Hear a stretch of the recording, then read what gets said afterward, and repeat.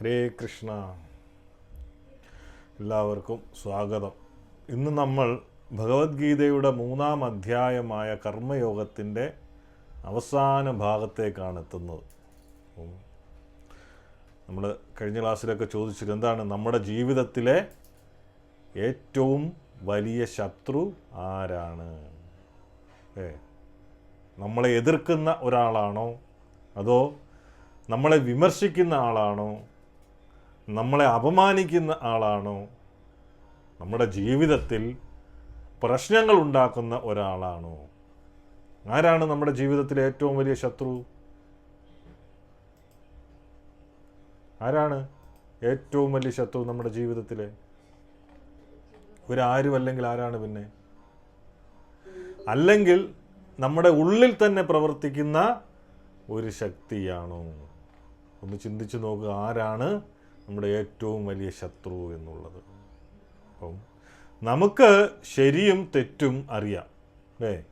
ചില കാര്യങ്ങൾ ചെയ്യരുതെന്നും അറിയാം, ശാസ്ത്രം പറയുന്നതും അറിയാം, മുമ്പ് ചെയ്ത തെറ്റിൻ്റെ ഫലം അനുഭവിച്ചിട്ടും ഉണ്ടാകാം നമ്മൾ.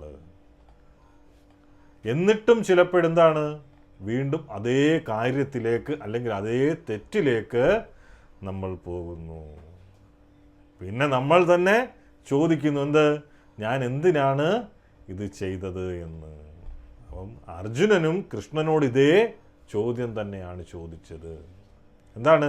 എനിക്ക് ഒരു തെറ്റും ചെയ്യാൻ ഇഷ്ടമില്ല, എന്നിട്ടും ആരോ ബലമായി ചെയ്യിപ്പിക്കുന്നത് പോലെ ഞാൻ തെറ്റിലേക്ക് പോകുന്നത് എന്തുകൊണ്ടാണ്?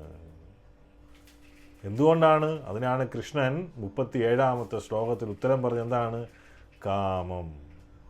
പക്ഷെ ഇന്ന് കൃഷ്ണൻ നമ്മളെ കൂടുതൽ ആഴത്തിലേക്ക് കൊണ്ടുപോവുകയാണ്. അപ്പം എന്തൊക്കെയാണ് കാമം? എവിടെയാണ് പ്രവർത്തിക്കുന്നത്? അത് എങ്ങനെ നമ്മുടെ ജ്ഞാനത്തെ മൂടുന്നു? അത് എങ്ങനെ ക്രോധമായി മാറുന്നു? അതിനെ എങ്ങനെ നിയന്ത്രിക്കാം? അവസാനം അതിനെ നിയന്ത്രിച്ച് അതിനെ എങ്ങനെ ജയിക്കാം എന്ന്.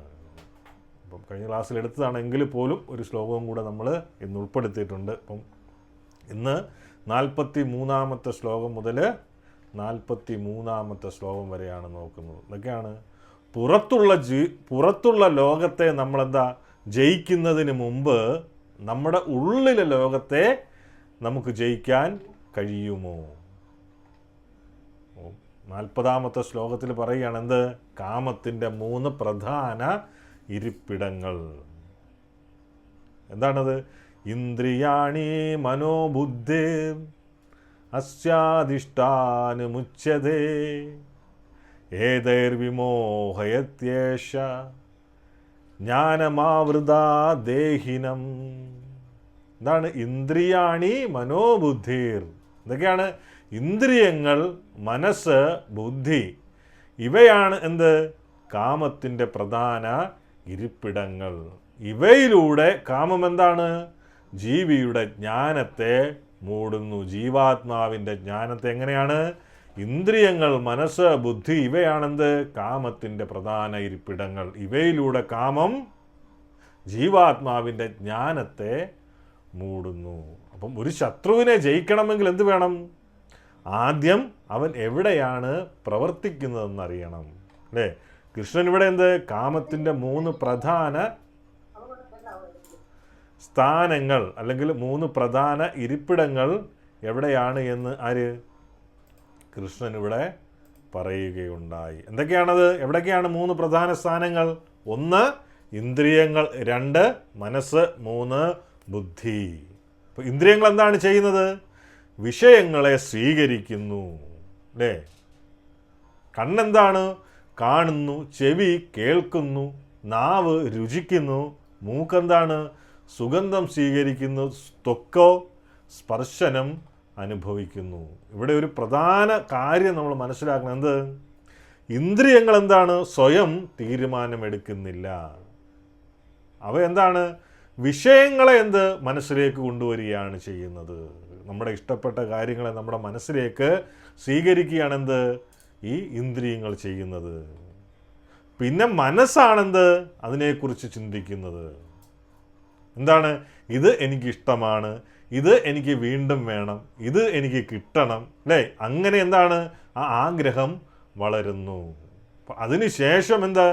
ബുദ്ധിക്ക് തീരുമാനമെടുക്കാനുള്ള അവസരം വരുന്നു. ബുദ്ധിക്ക് വേണമെങ്കിൽ പറയാം, എന്ത്? ഇത് ശരിയല്ല, ഇത് ചെയ്യരുത്, ഇത് ദോഷഫലമുണ്ടാകും.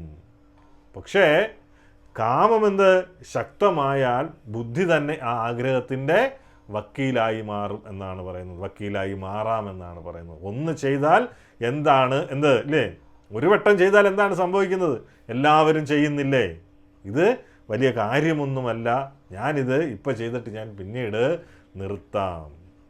ഇങ്ങനെയാണ് ചിന്തിക്കുന്നത് പലരും. ഇതാണെന്ത്?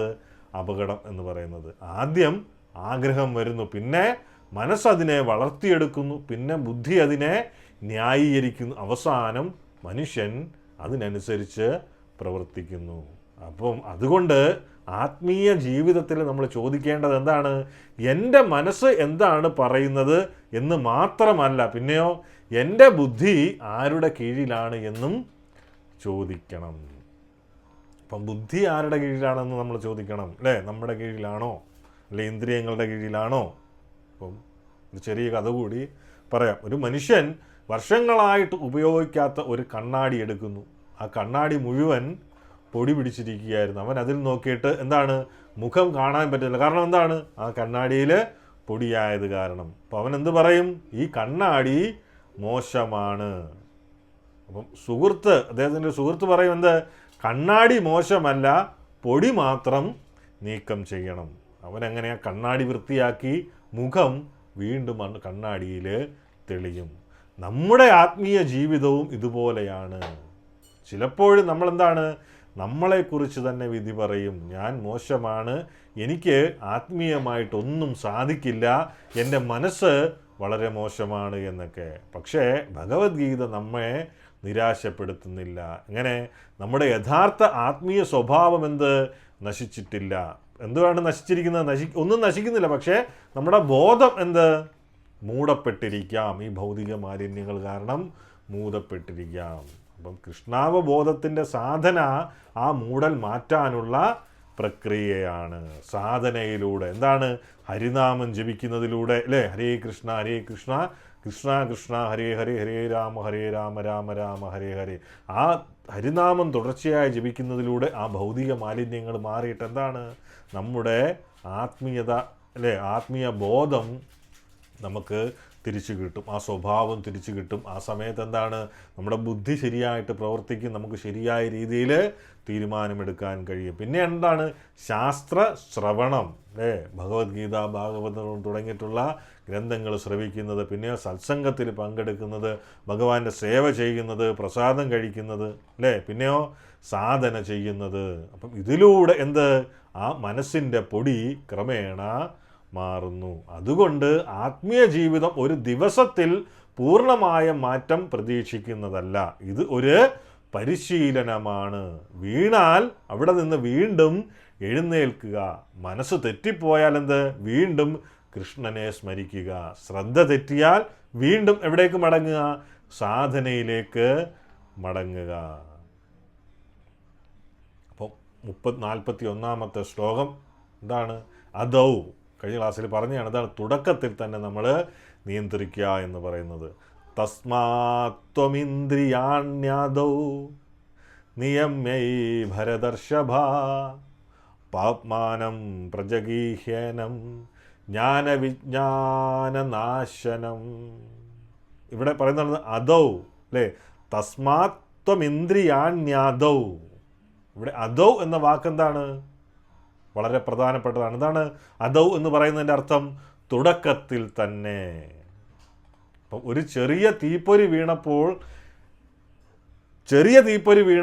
അത് കെടുത്തുന്നത് എന്താണ്? എളുപ്പമാണ്. പക്ഷേ ആ വീട് മുഴുവൻ കത്തിയ ശേഷം തീ അണയ്ക്കുന്നത് വളരെ പ്രയാസമാണ്. അതുപോലെ ഒരു ആഗ്രഹം ആദ്യമായിട്ട് നമ്മുടെ മനസ്സിൽ വരുമ്പോൾ തന്നെ എന്ത്? നമ്മൾ ശ്രദ്ധിക്കണം. അത് വീണ്ടും വീണ്ടും ചിന്തിച്ചാൽ എന്താവും? ശക്തമാകും. ശക്തമായാൽ എന്താണ്? അതിനോടൊരു അറ്റാച്ച്മെൻ്റ് ഉണ്ടാകും, അല്ലേ? അതിനോടൊരു തീവ്രമായ ബന്ധമുണ്ടാകും, പിരിഞ്ഞു പോകാൻ പറ്റാത്ത രീതിയിലുള്ള ബന്ധമുണ്ടാകും, അറ്റാച്ച്മെൻ്റ് ഉണ്ടാകും. അപ്പോൾ ആ അറ്റാച്ച്മെൻറ്റ് വന്നാൽ ഇത് എനിക്ക് വേണം എന്ന ബോധം ശക്തമാകും, എങ്ങനെയും അത് നേടണമെന്നുള്ള ബോധം ശക്തമാകും. അപ്പം അത് തടസ്സപ്പെട്ടാൽ, അത് കിട്ടിയില്ലെങ്കിൽ എന്ത് വരും? അത് ക്രോധമായിട്ട് മാറാം. അതുകൊണ്ടാണ് ഭഗവാൻ പറയുന്നത് തുടക്കത്തിൽ തന്നെ ഇന്ദ്രിയങ്ങളെ നിയന്ത്രിക്കുക. കണ്ണ് എന്താണ് കാണുന്നത്, ചെവി എന്താണ് കേൾക്കുന്നത്, നാവ് എന്താണ് സംസാരിക്കുന്നത്, നമ്മൾ ആരോടാണ് സമയം ചെലവഴിക്കുന്നത്, മനസ്സ് എന്താണ് വീണ്ടും വീണ്ടും ചിന്തിക്കുന്നത്, ഇവയെല്ലാം നമ്മൾ എന്ത് വേണം? ശ്രദ്ധിക്കണം. പക്ഷേ ഇന്ദ്രിയ നിയന്ത്രണം എന്നത് ഇന്ദ്രിയങ്ങളെ നശിപ്പിക്കുക എന്നല്ല, ഇന്ദ്രിയങ്ങളുടെ ഇന്ദ്രിയങ്ങളുടെ ദിശ മാറ്റുകയാണ്. കണ്ണെന്താണ്? കണ്ണ് കൃഷ്ണനെ കാണാൻ, ചെവി ഹരികഥ കേൾക്കാൻ, നാവ് ഹരിനാമം ജപിക്കാനും പ്രസാദം സ്വീകരിക്കാനും, കൈ എന്തിന്? ഭഗവാന്റെ സേവയ്ക്ക്, കാലുകൾ സത്സംഗത്തിലേക്ക് നമുക്ക് പോകുവാൻ വേണ്ടിയിട്ട്. അപ്പോഴെന്ത്? ഇന്ദ്രിയങ്ങൾ നമ്മുടെ ശത്രുക്കളാകേണ്ടതില്ല. അവ തന്നെ കൃഷ്ണസേവയുടെ ഉപകരണങ്ങളാകാം, അല്ലെങ്കിൽ കൃഷ്ണസേവയുടെ ഉപകരണങ്ങളാക്കി മാറ്റാൻ വേണ്ടിയിട്ട് സാധിക്കും. ഇവിടെ ഒരു കുരങ്ങൻ്റെയും ഒരു പഴവും, അല്ലെ, ഒരു കുരങ്ങന് ഒരു പഴവും, ഒരു ചെറിയ കഥ പറയാം. ഒരു കുരങ്ങൻ ഒരു ചെറിയ പാത്രത്തിനുള്ളിൽ ഒരു പഴം കണ്ടു. അത് പിടിക്കാൻ കൈ അകത്തേക്കിടും. ആ പഴം മുറുകെ പിടിക്കുന്ന സമയത്ത് പക്ഷേ കൈ പുറത്തെടുക്കാൻ കഴിയുന്നില്ല.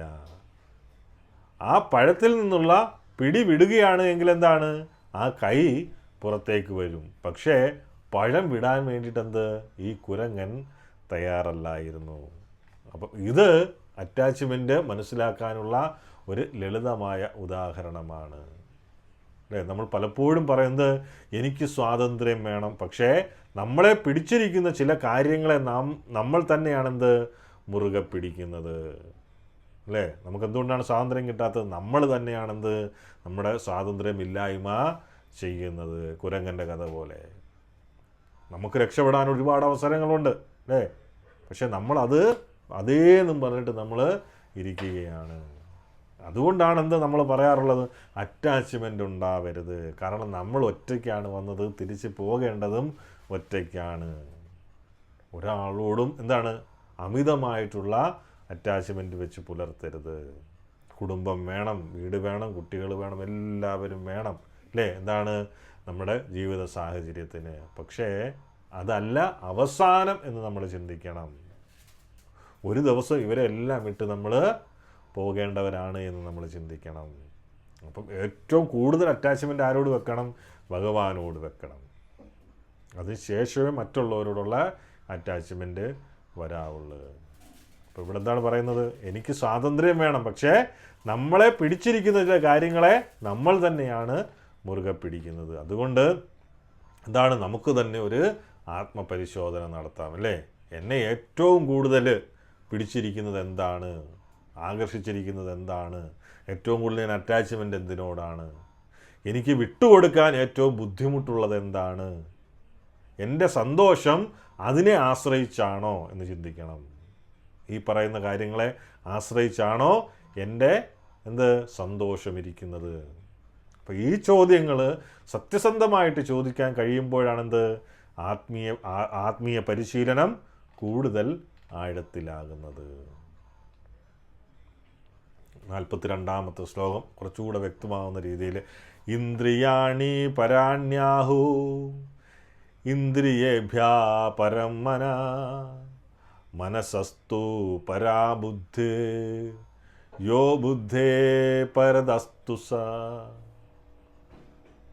അപ്പം ഈ ശ്ലോകം പലർക്കും ആദ്യം കേൾക്കുമ്പോൾ കുറച്ച് ബുദ്ധിമുട്ടായി തോന്നാം. അപ്പം അത് വളരെ ലളിതമായിട്ട് മനസ്സിലാക്കാൻ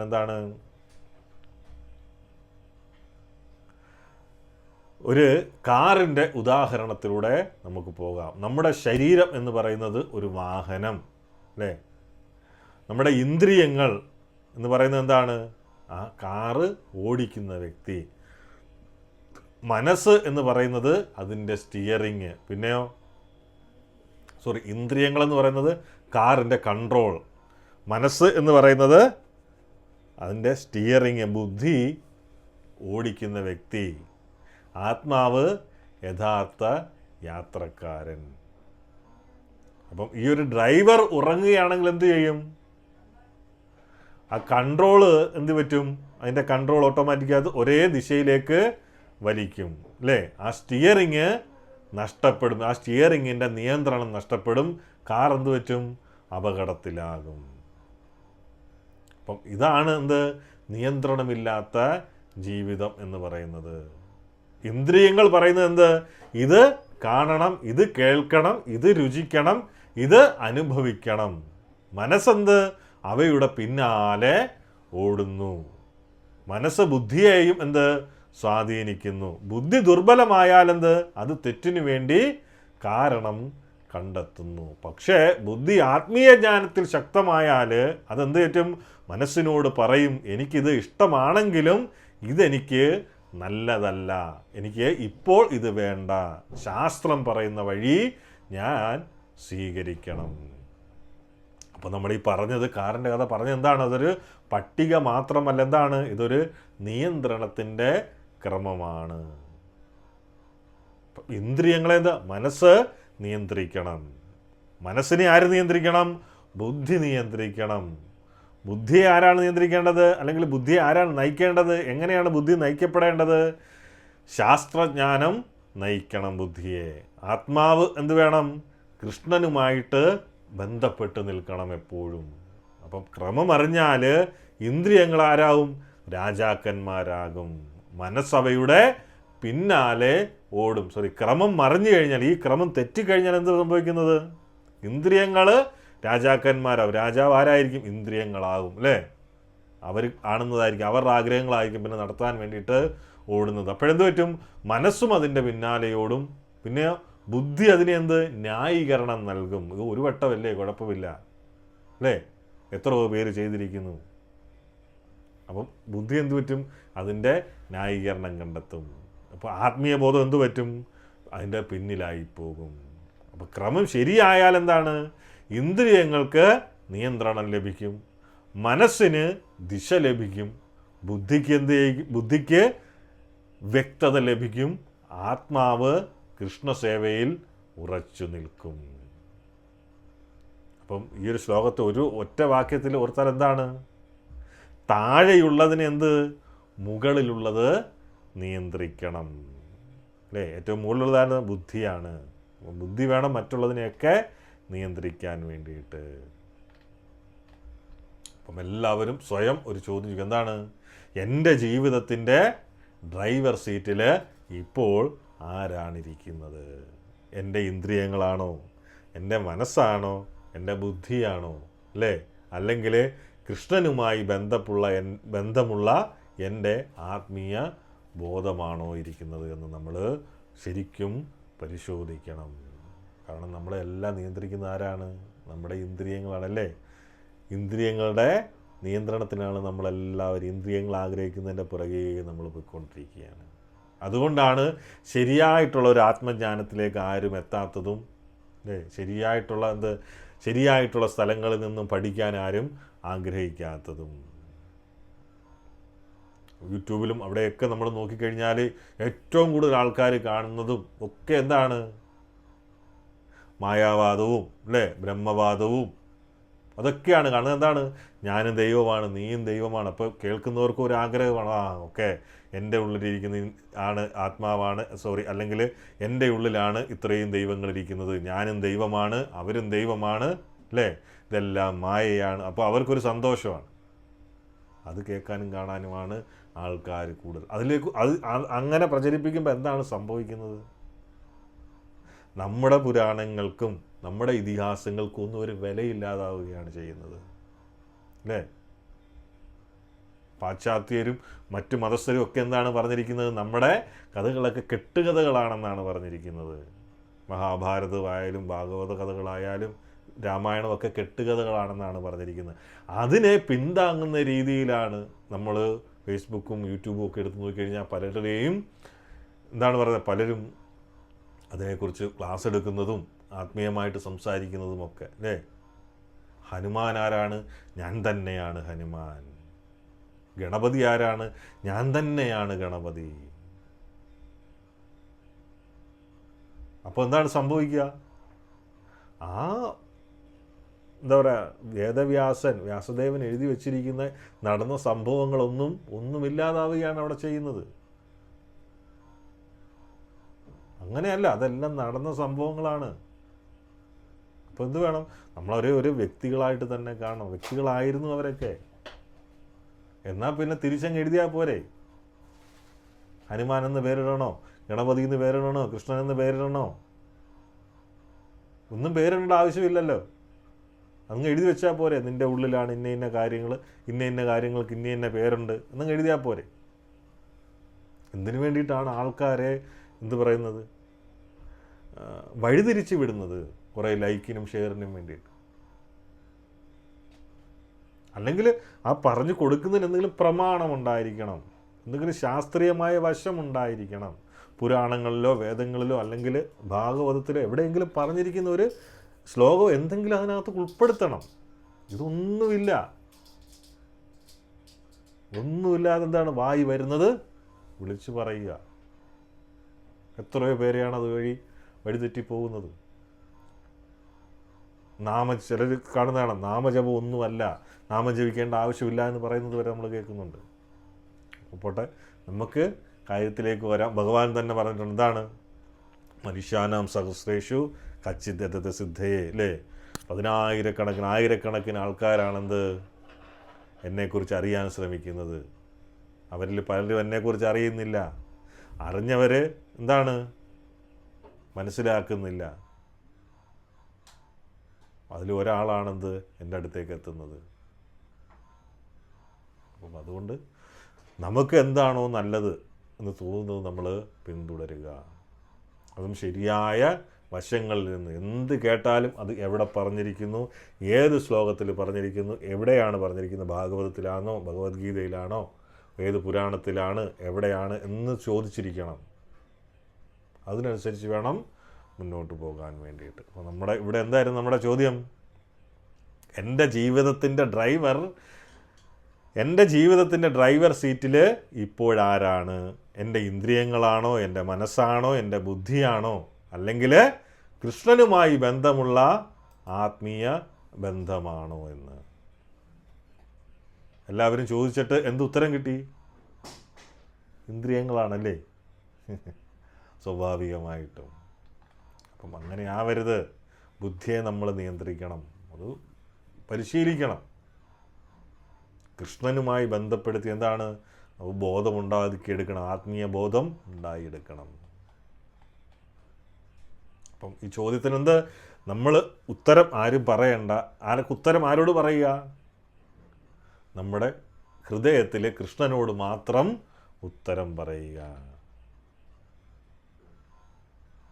ആത്മീയ ജീവിതം എന്ന് പറയുന്ന മറ്റുള്ളവരുടെ ജീവിതം പരിശോധിക്കുന്നതിലല്ല തുടങ്ങുന്നില്ല, സ്വന്തം മനസ്സിനെ പരിശീലിക്കുന്നതിലാണെന്ത് ആത്മീയത തുടങ്ങുന്നത്, ആത്മീയ ജീവിതം തുടങ്ങുന്നത്. നമുക്ക് 43-ാമത്തെ ശ്ലോകം, ഉള്ളിലെ യുദ്ധത്തിൻ്റെ അവസാനത്തെ പടി. ഏവം ബുദ്ധേ പരം ബുദ്ധ്വാ സംസ്തഭ്യാത്മാനമാത്മന ജഹി ശത്രും മഹാബാഹോ കാമരൂപം ദുരാസദം. ഇതാണ് 3-ാമത്തെ അധ്യായത്തിൻ്റെ ക്ലൈമാക്സ് എന്ന് പറയുന്നത്. ഏവം ബുദ്ധേ പരം ബുദ്ധ്വാ. കൃഷ്ണൻ അർജുനോട് പറയുന്നത് എന്താണ്? മഹാബാഹു, ശക്തനായ അർജുന, കാമരൂപമായ ഈ ദുഷ്കരനായിട്ടുള്ള ശത്രുവിനെ നീ കീഴടക്കുക. അല്ലേ? എങ്ങനെ? ബുദ്ധി കൊണ്ട് കീഴടക്കുക. ഏവം ബുദ്ധേ പരം ബുദ്ധ്വാ സംസ്തഭ്യാത്മാനമാത്മന ജഹി ശത്രു മഹാബാഹു കാമരൂപം ദുരാസരം. ഈ ശത്രുവിനെ, മഹാബാഹു കാമരൂപത്തിലുള്ള ഈ ശത്രുവിനെ എന്താണ്? ബുദ്ധി കൊണ്ട് കീഴടക്കുക. കാമരൂപിയായ ഈ ദുഷ്കരനായിട്ടുള്ള ശത്രുവിനെ കീഴടക്കാൻ വളരെ പ്രയാസമുള്ള ശത്രുവാണ്. അപ്പം അർജുനൻ്റെ മുന്നിലാരാണ്? ഭീഷ്മർ, ദ്രോണർ, കർണൻ തുടങ്ങിയ വലിയ യോദ്ധാക്കൾ ഉണ്ടായിരുന്നു. പക്ഷേ കൃഷ്ണൻ മറ്റൊരു യുദ്ധവും അവിടെ കാണിക്കുകയാണ്. പുറത്തുള്ള ശത്രുക്കളെ ജയിക്കുന്നതിന് മുൻപ് എന്ത്? നിൻ്റെ ഉള്ളിലുള്ള ശത്രുവിനെ ജയിക്കുക. ആ ശത്രുവിൻ്റെ പേരാണ് എന്ത്? കാമം.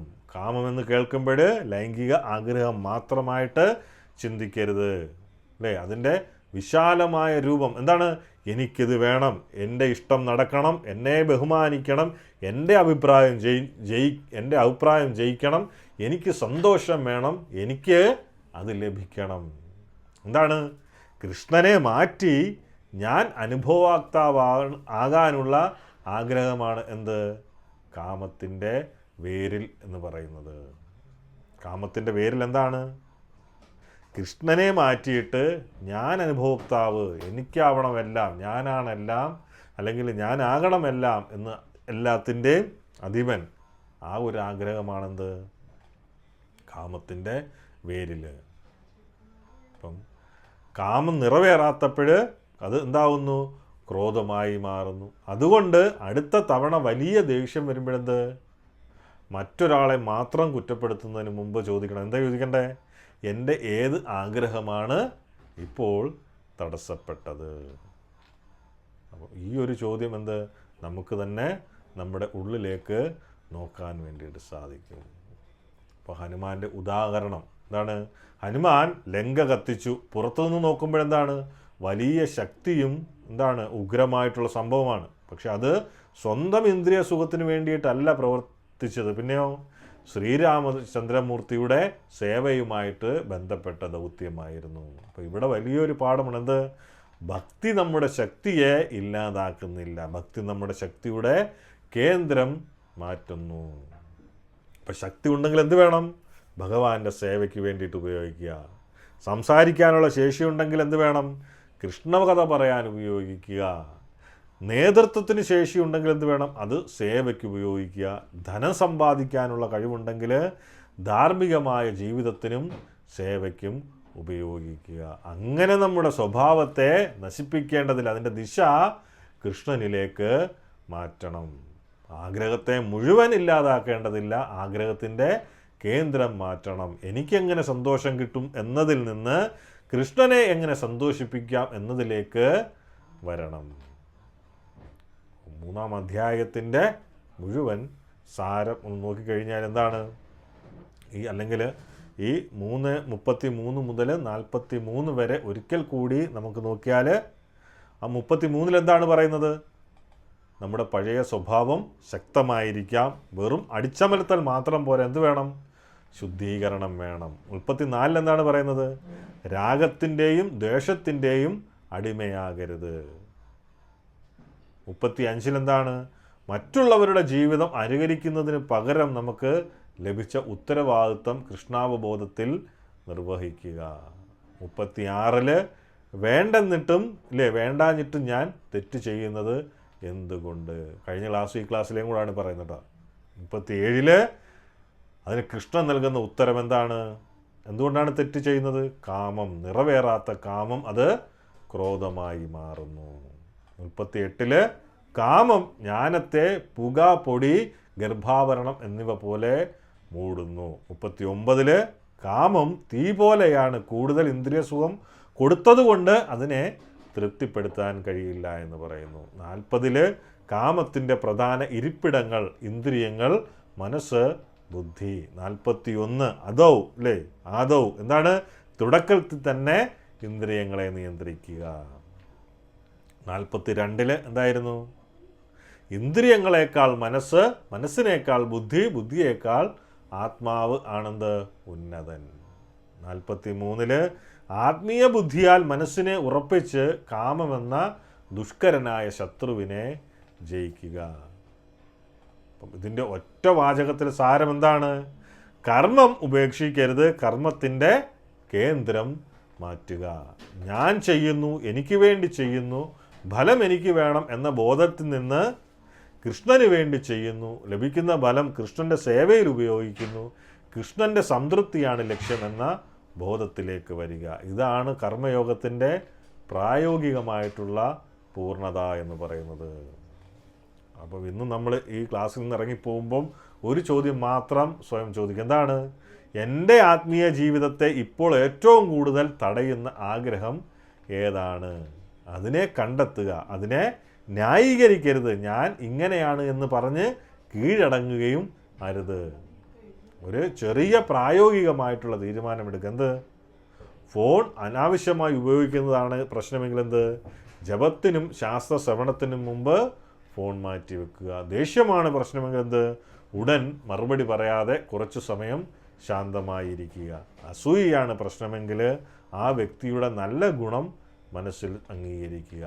അലസതയാണ് പ്രശ്നമെങ്കിൽ ചെറിയ സ്ഥിരമായ ആത്മീയ ക്രമം ആരംഭിക്കുക, സാധനക്രമം ആരംഭിക്കുക. അപ്പോൾ പ്രധാനപ്പെട്ടത് എന്താണ്? പെർഫെക്ഷൻ അല്ല, പ്രധാനപ്പെട്ടത് എന്താണ്? പരിശീലനമാണ്, അല്ലേ? തുടക്കത്തിൽ പെർഫെക്ഷൻ നോക്കേണ്ട ആവശ്യമില്ല. പ്രധാനം എന്താണ്? നമ്മൾ പരിശീലിക്കുക. അപ്പം ഇതൊരു ദിവസത്തെ ആവേശമല്ല, ഇത് ഒരു പരിശീലനമാണ് ഭക്തി എന്ന് പറയുന്നത്. വീണാൽ വീണ്ടും എഴുന്നേൽക്കുക, മനസ്സ് തെറ്റിപ്പോയാൽ വീണ്ടും കൃഷ്ണനെ സ്മരിക്കുക. സാധനയിൽ ഇടവേള വന്നു കഴിഞ്ഞാൽ എന്താണ്? വീണ്ടും തുടങ്ങുക. കൃഷ്ണനിലേക്ക് മടങ്ങി വരുന്ന ഓരോ ശ്രമവും എന്ത്? വിലപ്പെട്ടതാണ്. ഇതിന് അവസാനം എന്താണ് പറയുന്നത്? ഹൃദയത്തിൽ നിൽക്കുന്ന ഒരു സമാപനം. എന്ത്? ഇന്ന് നാം 3-ാം അധ്യായം പൂർത്തിയാക്കുകയാണ്. പക്ഷേ ഒരു കാര്യം നമ്മൾ ഓർക്കണം. എന്ത്? അധ്യായം തീർന്നു, പക്ഷേ നമ്മുടെ പരീക്ഷ തീർന്നിട്ടില്ല. ഇനി യഥാർത്ഥ പരീക്ഷ എന്തിലാണ്? ജീവിതത്തിലാണ്. എന്താണ് ചിന്തിക്കേണ്ടത്? എടുത്ത് പോകുമ്പോൾ ദേഷ്യം വരുന്ന ദിവസം എന്ത്? ഭഗവത്ഗീത ഓർക്കുമോ? ആസക്തി വരുന്ന ദിവസം ഭഗവത്ഗീത ഓർക്കുമോ? അഹങ്കാരം ഉയരുന്ന ദിവസം ഭഗവത്ഗീത ഓർക്കുമോ? എൻ്റെ ഇഷ്ടം നടക്കണമെന്ന ചിന്ത വരുമ്പോൾ കൃഷ്ണനെ ഓർക്കുമോ? മറ്റൊരാളെ കുറ്റപ്പെടുത്തുന്നതിന് മുമ്പ് എൻ്റെ ഉള്ളിൽ ഇപ്പോൾ എന്താണ് നടക്കുന്നതെന്ന് ചോദിക്കുമോ? കൃഷ്ണൻ ശത്രുവിനെ മാത്രം കാണിച്ചില്ല, ശത്രുവിനെ ജയിക്കാനുള്ള മാർഗവും ഭഗവാൻ ഇവിടെ നമുക്ക് കാണിച്ചു തന്നു. അപ്പം ഇന്ദ്രിയങ്ങളെ നിയന്ത്രിക്കുക, മനസ്സിനെ ബുദ്ധിയുടെ കീഴിൽ കൊണ്ടുവരിക, ബുദ്ധിയെ ശാസ്ത്രജ്ഞാനത്താൽ എന്ത്? ശക്തമാക്കുക. താൻ ശരീരമല്ല, കൃഷ്ണൻ്റെ നിത്യസേവകനായ ആത്മാവാണെന്ന് തിരിച്ചറിയുക. ആ ആത്മാവിനെ കൃഷ്ണൻ്റെ സേവയിൽ ഉറപ്പിക്കുക. കൃഷ്ണൻ നമ്മോടെന്ത്? ആഗ്രഹമില്ലാത്ത കല്ലായി മാറൂ എന്ന് പറഞ്ഞിട്ടില്ല, അല്ലേ? നീ എവിടെയും പോയി ഒട്ടിപ്പിടിക്കുന്നതെന്നോ നീ ലയിക്കുന്നെന്നോ ഒന്നും പറയുന്നില്ല. ആഗ്രഹത്തെ എന്താണ്? ശുദ്ധീകരിക്കൂ എന്നാണ് അദ്ദേഹം പറയുന്നത്. എനിക്ക് വേണമെന്നതിൽ നിന്ന് കൃഷ്ണ നിനക്ക് എന്താണ് വേണ്ടത് എന്ന ചോദ്യത്തിലേക്ക് നമ്മൾ മാറുക. അവിടെയാണ് ജീവിതത്തിൻ്റെ കേന്ദ്രം മാറുന്നത്. അപ്പോൾ ഇന്ന് ഈ ക്ലാസ്സിൽ നിന്ന് പോകുമ്പോൾ ഒരു ചോദ്യം മാത്രം നമ്മൾ ചോദിക്കുക. എന്താണ്? ഒരു ചോദ്യം മാത്രം, ഒരു ചോദ്യവുമായിട്ട് ഇതിൽ നിന്ന് പോവുക. എന്താണ്? എൻ്റെ ജീവിതത്തിൻ്റെ ഡ്രൈവർ സീറ്റിൽ ഇപ്പോൾ ആരാണ്? എൻ്റെ ഇന്ദ്രിയങ്ങളോ, എൻ്റെ മനസ്സോ, എൻ്റെ അഹങ്കാരമോ, അല്ലെങ്കിൽ കൃഷ്ണനോ എന്ന് നമുക്ക് പതുക്കെ പറയാം. എന്താണ്? കൃഷ്ണ, എൻ്റെ ഇന്ദ്രിയങ്ങളെ നിയന്ത്രിക്കാൻ എനിക്ക് ശക്തി തരയണമേ. എൻ്റെ മനസ്സിനെ നിൻ്റെ സേവയിൽ നിർത്തേണമേ. എൻ്റെ ബുദ്ധിയെ ശുദ്ധമാക്കണമേ. എൻ്റെ ജീവിതത്തിൻ്റെ കേന്ദ്രത്തിൽ ഞാൻ അല്ല, നീ ആയിരിക്കണമേ. നമ്മൾ വീണാൽ വീണ്ടും എഴുന്നേൽക്കാം, തെറ്റ് സംഭവിച്ചാൽ തിരുത്താം, മനസ്സ് തോറ്റാൽ കൃഷ്ണനെ വീണ്ടും സ്മരിക്കാം. കാരണം എന്താണ്? ഞാൻ ഈ ശരീരമല്ല, ഞാൻ ഈ മനസ്സല്ല, ഞാൻ ഈ ഇന്ദ്രിയങ്ങളല്ല, ഞാൻ കൃഷ്ണൻ്റെ നിത്യസേവകനായിട്ടുള്ള ആത്മാവാണ്. അപ്പം കർമ്മം ഉപേക്ഷിക്കേണ്ടതില്ല, കർമ്മത്തിൻ്റെ കേന്ദ്രം മാറ്റണം. ജീവിതം ഉപേക്ഷിക്കേണ്ടതില്ല, ജീവിതത്തിൻ്റെ ദിശ മാറ്റണം. ആഗ്രഹങ്ങളെ മുഴുവൻ ഇല്ലാതാക്കേണ്ടതില്ല, ആഗ്രഹത്തിൻ്റെ കേന്ദ്രം കൃഷ്ണനിലേക്ക് മാറ്റണം. അതാണ് എന്ത്? കർമ്മയോഗത്തിൻ്റെ സൗന്ദര്യം. അതാണ് ഭഗവത്ഗീതയുടെ പ്രായോഗിക സന്ദേശം. അതാണ് 3-ാം അധ്യായത്തിൻ്റെ ഹൃദയം. അപ്പം ഇന്നത്തെ ക്ലാസ്സിൽ നിന്ന് എന്താണ്? ഒറ്റ കാര്യം മാത്രം മാറ്റാൻ നിങ്ങൾ തീരുമാനിക്കുകയാണെങ്കിൽ അത് എന്തായിരിക്കുമെന്ന് ചിന്തിക്കുക. അപ്പം നാളെ മുതലല്ല, ഇന്ന് തന്നെ അത് തുടങ്ങുക. ഹരേ കൃഷ്ണ ഹരേ കൃഷ്ണ, കൃഷ്ണ കൃഷ്ണ ഹരേ ഹരേ, ഹരേ രാമ രാമ രാമ ഹരേ ഹരേ. ഹരേ കൃഷ്ണ. 3-ാം അധ്യായം ഇവിടെ അവസാനിക്കുകയാണ്. പക്ഷേ നമ്മുടെ കർമ്മയോഗം ഇന്നാണ് എന്ത് യഥാർത്ഥത്തിൽ തുടങ്ങുന്നത് എന്ന് നമ്മൾ എപ്പോഴും ഓർമ്മയിൽ വെക്കുക. അപ്പം എല്ലാവർക്കും ഈ 3-ാം അധ്യായം മനസ്സിലായി കാണും എന്ന് കരുതുന്നു. എല്ലാവരും ഈ 3-ാം അധ്യായം പരിശീലിക്കണം. കാരണം നമ്മുടെ ജീവിതത്തിൽ അത്രമാത്രം ഇമ്പോർട്ടൻ്റ് ആയിട്ടുള്ള അധ്യായമാണ് 3-ാമത്തെ അധ്യായം എന്ന് പറയുന്നത്. പലരും പറയാറുണ്ട്, ഭക്തിയിൽ പോയി കഴിഞ്ഞാൽ എല്ലാം നഷ്ടപ്പെട്ടു പോയി അല്ലേ? അങ്ങനെയാണോ ഭഗവാൻ പറഞ്ഞത്? അല്ല, നിങ്ങൾ എല്ലാം ആസ്വദിക്കാം, നിങ്ങൾ കുടുംബമായിട്ട് ജീവിക്കുക, എല്ലാം ഉണ്ടാകും. പക്ഷേ എന്താണ്, ആ കേന്ദ്രത്തിലൊരു ചെറിയ മാറ്റം വരുത്തുക. നിങ്ങൾ ചെയ്യുന്ന എല്ലാ കാര്യങ്ങളും ഭഗവാനെ മുൻനിർത്തി ചെയ്യുക, ഭഗവാന്റെ സന്തോഷത്തിന് വേണ്ടിയിട്ട് ചെയ്യുക. അവിടെയാണെന്ത് ആ കർമ്മയോഗത്തിൻ്റെ വിജയം എന്ന് പറയുന്നത്. അപ്പോൾ എല്ലാവർക്കും ഇത് എല്ലാം മനസ്സിലായിട്ടുണ്ടാകുമെന്ന് കരുതുന്നു. എന്തെങ്കിലും സംശയങ്ങളും കാര്യങ്ങളും ഉണ്ട് എങ്കിൽ ചോദിക്കുക. അല്ലെങ്കിൽ യൂട്യൂബിൽ നമ്മൾ അപ്ലോഡ് ചെയ്യുന്ന സമയത്ത് ആ യൂട്യൂബിൽ കമൻ്റായിട്ട് ചോദിക്കുക. കാരണം സംശയങ്ങളാണെന്ത് നമ്മളെ കൂടുതൽ മനസ്സിലാക്കാൻ വേണ്ടിയിട്ട് പ്രേരിപ്പിക്കുന്നത്. സംശയങ്ങൾ ചോദിച്ചില്ല എങ്കിൽ നമുക്കെന്താണ് ഒന്നും തന്നെ മനസ്സിലാക്കാൻ വേണ്ടിയിട്ട് ബുദ്ധിമുട്ടാണ്. അതുകൊണ്ട് മടിക്കേണ്ട ആവശ്യമില്ല. സംശയങ്ങൾ ഒന്നും തന്നെ വെച്ചുകൊണ്ടിരിക്കരുത്. സംശയങ്ങളെല്ലാവരും ചോദിക്കുക. ഇനി നമുക്ക് അടുത്ത 4-ാമത്തെ അധ്യായവുമായിട്ട് അടുത്ത ക്ലാസ്സിൽ കണ്ടുമുട്ടാം. ഹരേ കൃഷ്ണ.